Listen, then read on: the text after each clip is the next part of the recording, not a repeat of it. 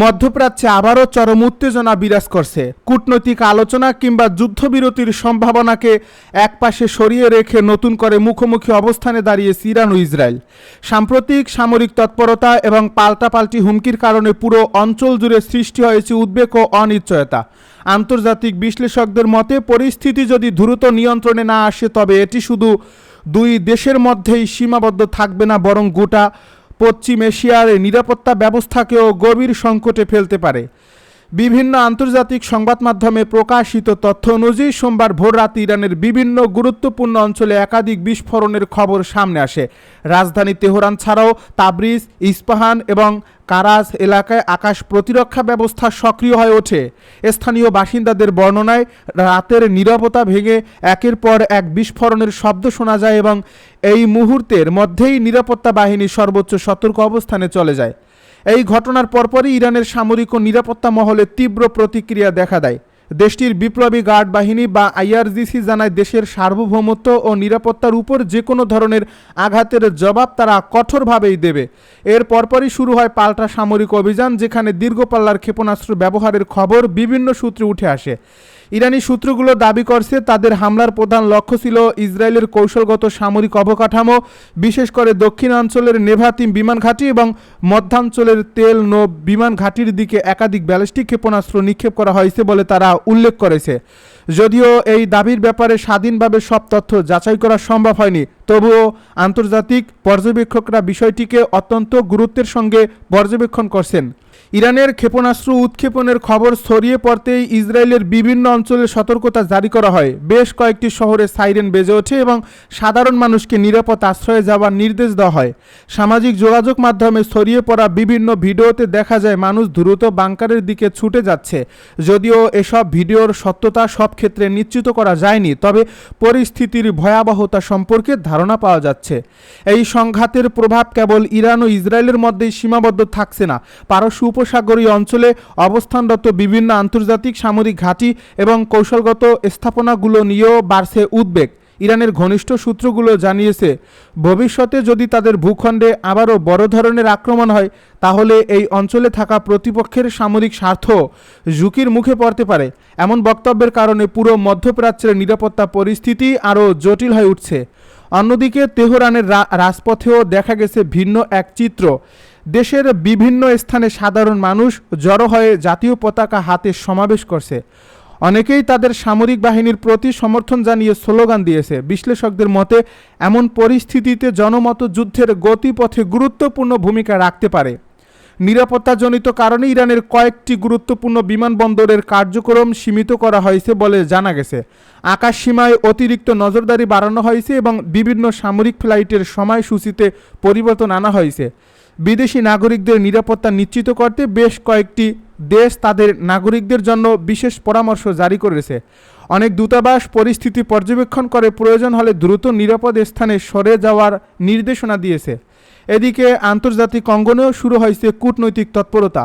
বিশ্বের প্রভাবশালী দেশগুলো উভয় পক্ষকে সংযম প্রদর্শনের আহ্বান জানাচ্ছে, কারণ এই সংঘাত যদি আরও বিস্তৃত আকার ধারণ করে তাহলে বৈশ্বিক জ্বালানি বাজার, সামুদ্রিক বাণিজ্য এবং আন্তর্জাতিক অর্থনীতিতে এর বড় ধরনের প্রভাব পড়তে পারে। বিশেষ করে মধ্যপ্রাচ্যের গুরুত্বপূর্ণ তেল রুটগুলো ঝুঁকির মধ্যে পড়লে বিশ্ববাজারে জ্বালানির দাম অস্বাভাবিকভাবে বেড়ে যাওয়ার আশঙ্কা তৈরি হতে পারে। রাজনৈতিক বিশ্লেষকদের একাংশ মনে করছেন সাম্প্রতিক এই পাল্টাপাল্টি হামলা শুধু একটি সামরিক প্রতিক্রিয়া নয়, বরং এটি বৃহত্তর ভূ রাজনৈতিক প্রতিযোগিতার অংশ। বহু বছর ধরে চলমান উত্তেজনা, আঞ্চলিক প্রভাব বিস্তারের লড়াই এবং বিভিন্ন মিত্র শক্তির অবস্থান এই সংঘাতকে আরও জটিল করে তুলেছে। এর ফলে একটি ছোট সামরিক ঘটনা থেকেও বড় ধরনের আঞ্চলিক সংকট তৈরি হওয়ার আশঙ্কা উড়িয়ে দেওয়া যাচ্ছে না।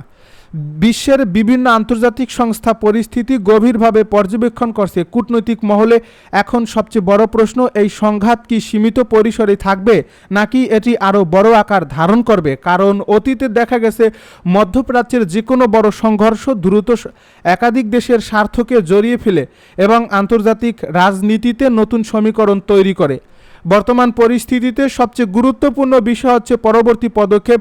ইরানের সামরিক প্রতিক্রিয়ার পর ইসরায়েল কী ধরনের অবস্থান নেয় এবং আন্তর্জাতিক মধ্যস্থতায় উত্তেজনা কমানোর কোনো উদ্যোগ সফল হয় কিনা, সেটাই এখন সবার নজরে। প্রতিটি ঘন্টা যেন নতুন কোনো ঘটনার সম্ভাবনা তৈরি করছে, আর সেই কারণেই গোটা বিশ্ব উদ্বেগ নিয়ে মধ্যপ্রাচ্যের পরিস্থিতির দিকে তাকিয়ে রয়েছে। সব মিলিয়ে বলা যায়, ইরান ও ইসরায়েলের সাম্প্রতিক এই উত্তেজনা শুধু দুই দেশের মধ্যেই সীমাবদ্ধ একটি সংঘাত নয়, এটি এমন এক সংকট যার প্রভাব আঞ্চলিক রাজনীতি থেকে শুরু করে বৈশ্বিক অর্থনীতি পর্যন্ত ছড়িয়ে পড়তে পারে।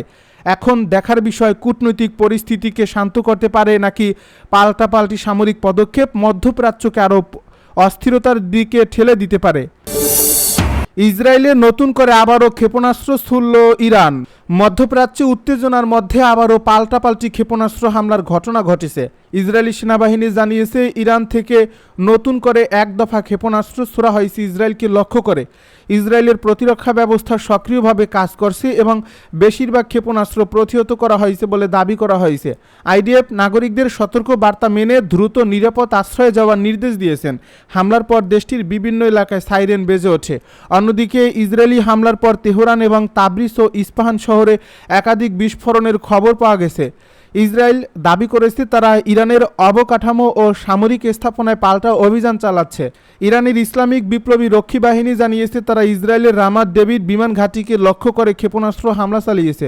তাদের দাবি, দক্ষিণ লেবাননে ইসরায়েলি হামলার জবাবে এ অভিযান চালানো হয়েছে। এই সংগঠনটি সতর্ক করে বলেছে, নতুন করে হামলা হলে প্রতিক্রিয়া আরও বিস্তৃত হবে এবং ইসরায়েল ও যুক্তরাষ্ট্র সংশ্লিষ্ট লক্ষ্যবস্তুতে আঘাতের সম্ভাবনাও রয়েছে। এদিকে ইসরায়েলের দক্ষিণ উপশহর বৈরুতে হামলার ঘটনায় প্রাণহানি ও আহতের খবর পাওয়া গেছে। পরিস্থিতি নিয়ে আন্তর্জাতিক অঙ্গনে উদ্বেগ বাড়ছে। মার্কিন প্রেসিডেন্ট ডোনাল্ড ট্রাম্প ইসরায়েলকে সংযত থাকার আহ্বান জানিয়েছেন বলে জানা গেছে। তিনি জানিয়েছেন, চলমান উত্তেজনা কমিয়ে একটি চূড়ান্ত কূটনৈতিক সমঝোতার দিকে অগ্রসর হওয়ার সুযোগ এখনও রয়েছে। বর্তমান পাল্টাপাল্টি হামলার ঘটনায় মধ্যপ্রাচ্যে বড় ধরনের সংঘাতের ঝুঁকি আরও বেড়েছে বলে বিশ্লেষকদের ধারণা। ইরান ও ইসরায়েলকে অবিলম্বে হামলা বন্ধের আহ্বান ডোনাল্ড ট্রাম্পের। মধ্যপ্রাচ্যে চলমান তীব্র সংঘাত ও উত্তেজনার পারদ যখন তুঙ্গে, ঠিক তখনই ইরান ও ইসরায়েল উভয় পক্ষকেই একে অপরের উপর হামলা চালানো অবিলম্বে বন্ধ করার আহ্বান জানিয়েছে যুক্তরাষ্ট্রের প্রেসিডেন্ট ডোনাল্ড ট্রাম্প। সামাজিক যোগাযোগ মাধ্যম ট্রুথ সোশ্যালে দেওয়া একটি সংক্ষিপ্ত কিন্তু জোরালো পোস্টে ট্রাম্প সরাসরি দুই দেশকে যুদ্ধ পরিস্থিতি থেকে সরে আসার তাগিদ দেন। এ পোস্টে মার্কিন প্রেসিডেন্ট লিখেন, ইসরায়েল এবং ইরানকে অবিলম্বে গোলাগুলি বন্ধ করতে হবে। সাম্প্রতিক সময়ে ইরান ও ইসরায়েলের মধ্যে একের পর এক ক্ষেপণাস্ত্র ও ড্রোন হামলার ঘটনায় পুরো মধ্যপ্রাচ্য জুড়ে এক ভয়াবহ যুদ্ধ পরিস্থিতি তৈরি হয়েছে। এই সংঘাত আঞ্চলিক গণ্ডি পেরিয়ে বৈশ্বিক সংকটে রূপ নিতে পারে বলে আশঙ্কা করেছেন আন্তর্জাতিক বিশ্লেষকেরা। এমন এক সংকটময় মুহূর্তে ডোনাল্ড ট্রাম্পের এই বার্তা দুই দেশের প্রতি সংঘাত থামানোর জন্য একটি বড় ধরনের রাজনৈতিক চাপ হিসেবে দেখা হচ্ছে। হোয়াইট হাউসের পক্ষ থেকে এর আগে জানানো হয়েছিল যে ওয়াশিংটন এই অঞ্চলে আর বড় কোনো ধরনের যুদ্ধ দেখতে চায় না। ট্রাম্পের এই সংক্ষিপ্ত ও স্পষ্ট বার্তা মূলত সেই অবস্থানকে আরও জোরালো করল। তবে মার্কিন প্রেসিডেন্টের এই আহ্বানে ইরান বা ইসরায়েল কর্তৃপক্ষের পক্ষ থেকে এখন পর্যন্ত আনুষ্ঠানিক কোনো প্রতিক্রিয়া জানা যায়নি।